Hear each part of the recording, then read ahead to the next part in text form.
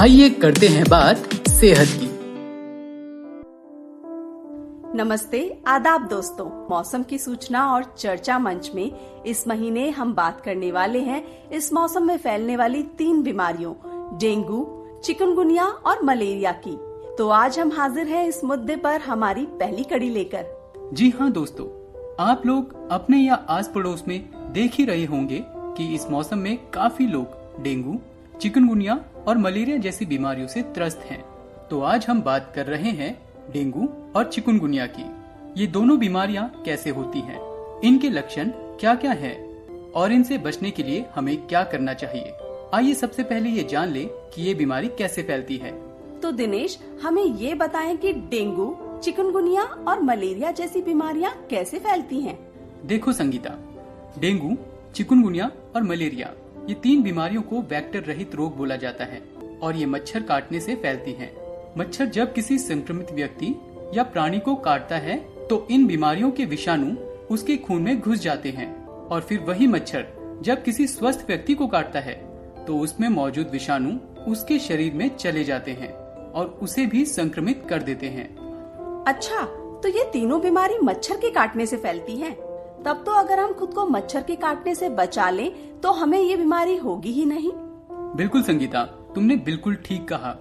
पर हमें इस बात का ध्यान रखना होगा कि डेंगू और चिकनगुनिया फैलाने वाला मच्छर ज्यादातर दिन के वक्त पर काटता है और मलेरिया फैलाने वाले मच्छर ज्यादातर शाम होने के बाद यानी कि रात को काटते हैं।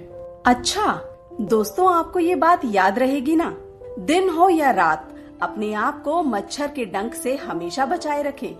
साथ ही हमें ये भी ध्यान रखना होगा कि हम कहीं पर भी खुला हुआ पानी ठहरने ना दें, क्योंकि डेंगू के मच्छर पानी के स्रोत में जन्म लेते हैं, चाहे वो कूलर में जमा पानी हो या रुकी हुई नालियों का पानी हो। तो दोस्तों, इस कड़ी के बाद तुरंत जाएं और देखें कि कहीं पर पानी तो नहीं जमा हो रहा है। आमतौर पर कूलर, पानी की टंकी, पुरानी बाल्टी के अंदर जमा हुए पानी में डेंगू के मच्छर पैदा होते हैं। अगर कहीं पर पानी रखना भी है तो उस बर्तन या पात्र को ढक कर रखें और हफ्ते में कम से कम एक बार पानी बहाकर फिर से पानी भरें। और अगर घर में कूलर इत्यादि है तो हफ्ते में एक बार 2-3 घंटे के लिए उसे पूरा सूखने दें। अपने घर के आस पड़ोस में कहीं कूड़ा कचरा ना जमा होने दें। तो दोस्तों, ये तो हो गई डेंगू या चिकनगुनिया के मच्छरों को पैदा होने से रोकने की बात। इसके साथ ही हमें अपने आप को मच्छरों के डंक से भी बचाना पड़ेगा। अच्छा, वो कैसे दिनेश? इसके लिए कई सारी सावधानियां बरतनी होंगी, जैसे कि ऐसे कपड़े पहनना जिससे कि शरीर का अधिक से अधिक भाग ढका रहे। मच्छर को भगाने और मारने के लिए मच्छरनाशक क्रीम, कॉइल्स, स्प्रे, मैट्स का प्रयोग करें। संक्रमित व्यक्ति को मच्छर ना काट पाए, इसीलिए मच्छरदानी का इस्तेमाल करें।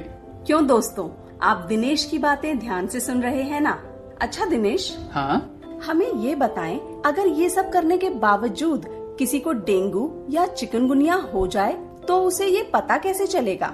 डेंगू के लक्षण संक्रमित मच्छर के काटने के 4 से 7 दिन के अंदर दिखने लगते हैं। आमतौर पर डेंगू होने पर अक्सर तेज बुखार, सर दर्द, मांसपेशियों तथा जोड़ों में दर्द, आंखों के पिछले भाग में दर्द के साथ साथ कभी कभी शरीर में दाने भी निकलते हैं।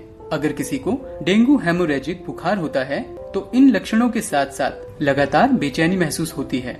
उसे हर वक्त पेट में काफी दर्द रहता है। नाक, मसूड़ों और त्वचा से खून निकलने लगता है। त्वचा पर गहरे दाने निकलने लगते हैं। साथ ही काला मल होना भी इसका एक संकेत है। दोस्तों, ये याद रखें कि डेंगू और चिकनगुनिया के लक्षण लगभग एक जैसे होते हैं।